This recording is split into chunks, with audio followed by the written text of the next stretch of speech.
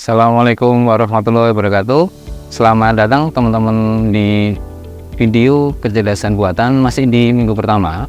Video sebelumnya kita membahas tentang scope dari mata kuliah ini.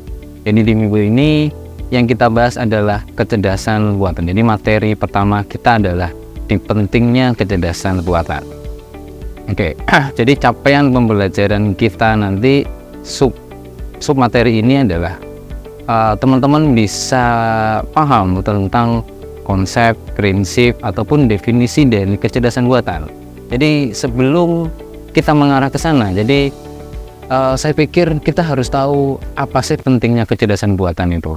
Jadi biar ketika belajar itu ternyata mata kuliah ini, teknologi ini bisa membawa kita ke arah ke sini, ke arah ke depan.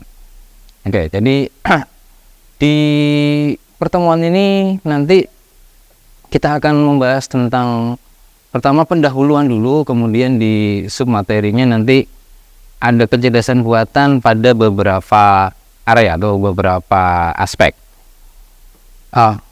Kemudian di terakhir ada penutup. Di penutup nanti jangan sampai dilewatkan, ada tugas yang akan saya berikan ke teman-teman semuanya. Oke, langsung di pendahuluan. Pentingnya kecerdasan buatan. Apakah penting kecerdasan buatan? Nah, kalau kita ngomong penting atau krusial, jadi kecerdasan buatan ini bukan teknologi yang krusial. Jadi kalau kita melihat sejarah dari prasejarah manusia prasejarah atau manusia purba sampai sekarang, kebutuhan pokok manusia itu hanya ada dua, yang paling pokok ya. Jadi yang pertama itu bertahan hidup, yang kedua reproduksi. Nah, tentu kita lihat pertama, kecerdasan buatan apakah bisa dimasukkan reproduksi? Jelas bukan. Apakah kecerdasan buatan sebagai pendukung survival manusia? Tentu juga bukan. Jadi apa kecerdasan buatan itu? Jadi di sisanya nanti teman-teman harus bisa tahu apa sih teknologi ini, di area mana teknologi ini akan berada. Jadi teknologi ini, kecerdasan buatan itu adalah sebagai tools. Yang namanya tools itu adalah alat bantu. Jadi kalau tanpa ada tools pasti bisa bekerja, pasti kita bisa melakukan suatu hal. Tapi dengan adanya tools kita akan sangat terbantu. Jadi benarnya semua area sudah dimasukkan oleh kecerdasan buatan, sudah masuk teknologi ini. Cuma sebagai pengantar mata kuliah ini, saya hanya men-trigger kalian dengan 4 aspek yang nanti akan saya sampaikan. Jadi saya mulai langsung dari aspek pertama, nanti kita akan ada di hiburan, aspek kedua di pendidikan, aspek ketiga di industri, dan yang terakhir kita ada di transportasi. Oke, jadi kita langsung aja di aspek yang pertama. Jadi aspek ini tidak mewakili pentingnya ya, jadi saya langsung random aja, saya pakai langsung di hiburan. Nah, contoh langsung aja. Apa yang bisa dilakukan kecerdasan buatan? Tentu kita harus melihat sebelumnya. Sebelum ada kecerdasan buatan seperti apa, setelah kecerdasan buatan seperti apa. Tadi kan saya bilang ya, saya tekankan lagi, kecerdasan buatan itu adalah tools. Jadi dengan tools ini apa yang bisa dikerjakan? Apa efek dari penggunaan tools ini? Oke. Seperti yang teman-teman lihat, saya sekarang lagi ada di sebuah studio, tidak ada di manapun, hanya ada di ruangan indoor. Di belakang layar saya ini, ini green screen sebenarnya. Jadi nanti kalian teman-teman lihat, ini bukan area green screen lagi, tapi ada sebuah media yang masuk di sana. Hanya sedikit contoh. Oke, kemudian kita kembali lagi, kalau hiburan yang terpikirkan oleh saya, hiburan pertama itu adalah sebuah tontonan atau video ya, atau film. Oke, teman-teman bisa lihat di belakang saya ada sebuah gambar, pengambilan video pada masa lalu sebelum tools ini masuk, sebelum AI masuk. Jadi Anda bisa lihat ketika mengambil efek kebakaran, yang dikerjakan adalah benar-benar membakar, benar-benar ada api, real, nyata. Kalau gambar yang kedua yang kalian lihat, ketika take video ini ada di area hutan ya, contohnya di sini ada di hutan, bisa dibayangkan seluruh kru yang ada di pembuatan film itu harus diboyong. Bukan hanya kru, tapi juga alat-alatnya, kamera, lighting, mikrofon, dan sebagainya. Bisa dibayangkan ribetnya pada waktu itu. Tapi sekarang masuk ke gambar berikutnya, teman-teman bisa lihat. Ini teman-teman pasti nggak akan lupa ingatan ini ya. Jadi ini adalah gambar tentang gambar video, cuplikan video dari film Avenger. Jadi ini gambar situ ada dibagi jadi dua. Jadi sebetulnya mereka itu bekerja di indoor. Ada triplnya, mereka coba pura-pura berlari. Tapi ketika yang kalian lihat yang di filmnya Avenger Endgame, saya rasa film ini itu manusianya banyak sekali dan areanya area di outdoor. Padahal itu hanya di indoor. Di gambar berikutnya adalah gambar film ini, mungkin teman-teman tahu set areanya itu di hutan, tapi pengambilan gambarnya full di studio. Jadi dengan ini hanya sedikit contoh yang saya berikan ketika masuk di dalam area hiburan. Jadi pertama cost. Kalau dulu manual semua kru kita datangkan di sebuah pegunungan, tentu costnya berapa gede. Sekarang cukup hanya di indoor, cukup hanya ada di ruangan, semuanya di ruangan. Dengan tools AI kita bisa mengganti layar yang awalnya standarnya green ya, biasanya dinamakan green screen. Jadi dengan hanya bermodalkan green screen, dengan teknologi AI yang kita masukkan, background itu otomatis hilang. Kita bisa gantikan background sesuai dengan keinginan directornya. Oke, itu cukup kita berhenti di dunia hiburan. Tentunya ada banyak sekali, tapi itu mungkin yang hiburan yang dari dulu sampai sekarang yang tetap laku adalah film. Kita lanjut ke area kedua, yaitu di industri. Kalau ngomong industri pertama kali namanya revolusi industri ya. Kalau dulu itu manusia berkumpul dengan masif untuk membuat sebuah industri. Kemudian ada revolusi industri pertama, yaitu James Watt punya innovation, yaitu mesin uap. Dengan adanya mesin uap, nggak tambah sedikit manusianya tambah masif. Jadi dengan adanya teknologi mesin uap yang masuk, manusianya tambah banyak sekali karena punya mesin yang penggerak industri. Jadi yang dulu produksinya sedikit sekarang dinaikkan, ke manusianya tambah, akhirnya revolusi industri ini bergeser ke revolusi industri 4.0 yang sekarang kita tahu pendukung utamanya adalah kecerdasan buatan. Jadi 4.0 sudah diberlakukan di beberapa negara maju sayangnya. Di negara-negara yang menengah lagi ongoing. Kita bisa lihat di gambar di sebelumnya, ini hanya cuplikan aja. Jadi bagaimana ketika industri zaman dahulu itu masif orang masuk dalam industri di pabrik. Tapi sekarang kalau kita lihat dengan kecerdasan buatan, dengan lengan robot yang dimasukkan dalam industri, akhirnya manusianya sekarang berkurang. Jadi manusia dulu banyak, sekarang adanya AI, manusianya berkurang, diganti dengan robot. Apakah produksinya menurun? Tentu tidak. Jadi dengan adanya AI, cost yang manusia itu gampang gampang lupa, gampang sakit. Dengan adanya mesin, dengan robot, gak mungkin sakit, tapi mungkin rusak, gampang diganti. Costnya gimana? Gak mungkin yang namanya mesin atau robot itu minta kenaikan gaji.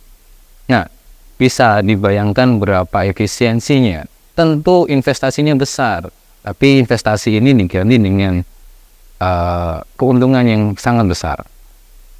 Sedikit contoh, hanya kita masuk di industri pabrik, tentunya masih banyak lagi contoh-contoh yang lain. area berikutnya yaitu di pendidikan. Nah, pendidikan ini yang agak, menurut saya agak tricky ya. Apakah AI bisa masuk dalam pendidikan? Jadi arti pendidikan ini adalah merubah manusia yang tidak tahu menjadi tahu. Singkatnya gitu ya pendidikan. Tetapi apakah AI bisa merubah orang yang tidak tahu menjadi tahu? Terus di mana letak teknologi AI di bidang pendidikan? Jadi pendidikan ini luas, bukan hanya proses belajar mengajar kayak kita sekarang ini, tetapi di dalam proses pendidikan ini ada yang namanya sumber belajar. Nah, sumber belajar tentu teman-teman pasti memanfaatkan, nggak mungkin tidak. Siapa kalian yang tidak pernah buka Google Search? Nah, dibandingkan dengan zaman lalu, mungkin pasti saya bukan mungkin ya, kebanyakan dari teman-teman generasi tahun 2020 kalian hidup langsung punya Google. Kalian hidup langsung di tangan kalian ada Google Search. Terus bagaimana sebelum ada Google Search? Bagaimana orang-orang dulu ada internet tapi nggak ada AI? Jadi dulu itu ada internet tapi belum ada AI. Nah, saya cerita sedikit aja. Jadi kalau dulu kita mencari beritanya itu kalau sekarang ada Google Search ya, kita tinggal ketik berita bola hari ini, muncul langsung. Tapi kalau dulu kita masukkan berita bola hari ini di dalam address browsernya, nggak akan muncul.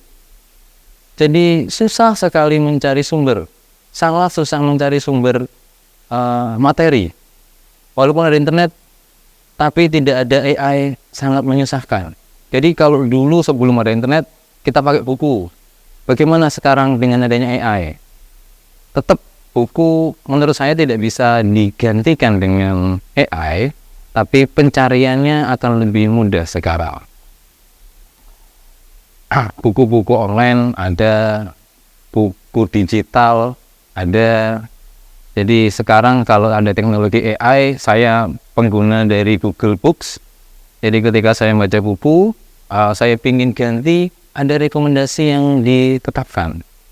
Ada rekomendasi, ada buku ini, kemudian ada buku-buku yang lain yang direkomendasikan. Itu adalah salah satu bentuk dari AI, teknologi AI. Kemudian yang sekarang mulai masif ada ya, dengan adanya ChatGPT, dengan adanya Gemini, punyanya Google. Pembelajaran itu yang tadi saya awal agak tricky mungkin ya, agak paradoks mungkin. Ketika belajar itu harus didampingi guru, sekarang enggak. Kalian boleh lihat di samping-samping saya, kan boleh browsing dimanapun. Sekarang itu sudah banyak teknologi software yang input dengan AI, yaitu kita belajar tapi didampingi oleh AI. Tentu experience-nya mungkin agak beda, tapi ini sangat membantu saya pribadi. Saya sangat dibantu dengan adanya teknologi AI. Saya bisa belajar kapanpun dan saya di-coaching oleh AI. Pembelajarannya disesuaikan juga. Jadi sudah hampir mirip dengan kita belajar dengan guru. Jadi tahu, kalau materi ini belum selesai, kita nggak boleh masuk ke materi selanjutnya, harus diulang lagi. Yang sering saya gunakan itu adalah pembelajaran di bahasa Inggris ya. Jadi harus diulang materi ini, belum selesai harus diulang materi ini. Kemudian pun sekarang ada dengan teknologi Google yang cukup pesat, teknologi AI-nya, kita bisa ngomong, latihan juga conversation, dibetulin juga langsung. Jadi di pendidikan mungkin belajar mengajar yang dulu itu tidak tergantikan, sekarang mulai ada pendamping. Jadi kita bisa memanfaatkan AI sebagai tutor pribadi kita. Tentu contoh-contohnya masih banyak. Kita mungkin langsung ke transportasi. Kalau transportasi, Anda bisa lihat, Anda bisa merasakan sendiri, Anda bisa punya pengalaman sendiri. Kalau dulu manusia itu harus menjadi driver di mobil ya, beberapa tahun sebelumnya Tesla ini adalah sebuah perusahaan mobil listrik, tetapi bukan listriknya yang kita angkat, tapi teknologi self-drivingnya, autonomous vehicle. Jadi Tesla punya kemampuan autonomous vehicle yang dipasarkan dengan masif. Hampir seluruh pabrikan pastinya tentunya sudah menerapkan seperti ini. Jadi sudah bisa nyetir sendiri, sudah bisa parkir sendiri, sudah jelas perbedaannya. Kalau dulu manusia harus berada di belakang kemudi, sekarang manusia bisa nyangkut di belakang kemudi. Jadi sudah jelas teknologi AI di sini gunanya buat apa di bidang transportasi. Contoh yang lain, kalau teman-teman mungkin searching video di YouTube, ekspedisi pun sekarang sudah tanpa awak, jadi ngirim-ngirim sudah langsung robot semua. Sudah ada rutenya, langsung tinggal dikirim. Jadi kos tentunya sangat dikurangi. Tapi tentu masih kedepannya, saya pikir kedepannya di bidang transportasi akan lebih masif lagi teknologi ini masuk. Oke, saya pikir 4 ini cukup ya. Sebagai contoh aja ya, 4 ini cukup. Pokoknya kita sekarang di ujung di penutup tentunya saya ingin teman-teman punya pandangan sendiri, punya contoh sendiri. Jadi teman-teman harus bercerita apa yang dulu tidak ada, sebelum teknologi ini muncul seperti apa, dan setelah teknologi ini muncul seperti apa. Nah, areanya boleh nambah, kalian boleh cerita seluas-luasnya experience apa yang kalian dapat sekarang. Jadi mata kuliah ini bukan mata kuliah untuk masa depan, sudah diterapkan sekarang, bahkan sebelum-sebelumnya pun sudah diterapkan. Jadi pastinya teman-teman punya experience khusus, experience pribadi apa yang kalian terbantukan dengan adanya AI. Ceritakan ke saya 5-10 menit lah. Teknologi ini apa fungsinya, terus ini apa gunanya, dan apa yang bisa dikurangi, apa manfaatnya. Selain kalian bercerita ya di YouTube, kalian diupload di YouTube, diupload di Sepada. Kemudian teman-teman juga harus mendeskripsikan dengan narasi. Jadi harus bisa nulis dan harus bisa bercakap. Itu aja materi kita untuk pentingnya kecerdasan buatan. Kita ketemu di minggu depan dengan materi selanjutnya. Saya tutup kuliahnya. Wassalamualaikum warahmatullahi wabarakatuh.